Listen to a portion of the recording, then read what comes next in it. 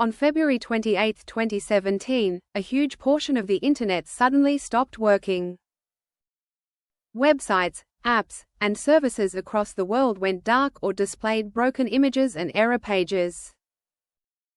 The cause traced back to Amazon Web Services, specifically its S3 storage service, one of the most widely used cloud storage systems on the planet. An AWS engineer was debugging a billing system issue and needed to take a small number of servers offline. The engineer ran a command to remove a small set of servers from an S3 subsystem. But there was a typing mistake in the command's input parameters.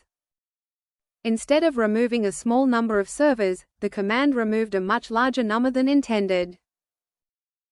This included servers that were critical to the core operation of the entire S3 region in Northern Virginia. Those servers supported two key internal subsystems, one that manages metadata about stored files, and one that manages storage placement. Both subsystems needed a full restart to recover, not just a quick fix. But S3 had grown so large over the years that it had never been fully restarted like this before. The restart process took much longer than engineers expected. Meanwhile, thousands of other AWS services depend on S3 to function, including S3's own status dashboard. Because the status dashboard itself relied on S3, Amazon could not even update its own outage status page during part of the incident. For several hours, major websites and applications across the Internet were degraded or completely down. The outage impacted stock trading platforms, media companies, IoT devices, and thousands of businesses relying on S3.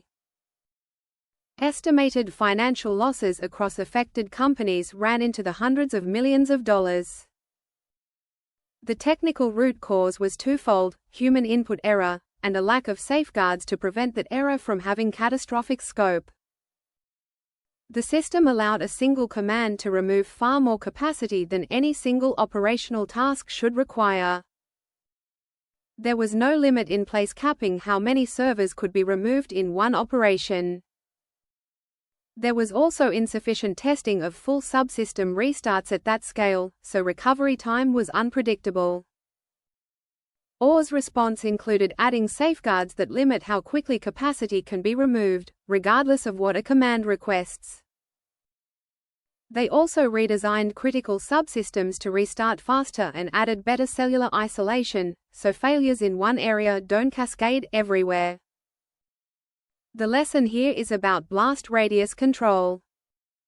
Systems should never allow a single operator command to affect more than a safe, limited scope, no matter how the command is typed. Critical monitoring and status systems should never depend on the very service they are meant to monitor. This outage remains a foundational case study in cloud reliability engineering, showing how even a single mistyped command can ripple across the global Internet.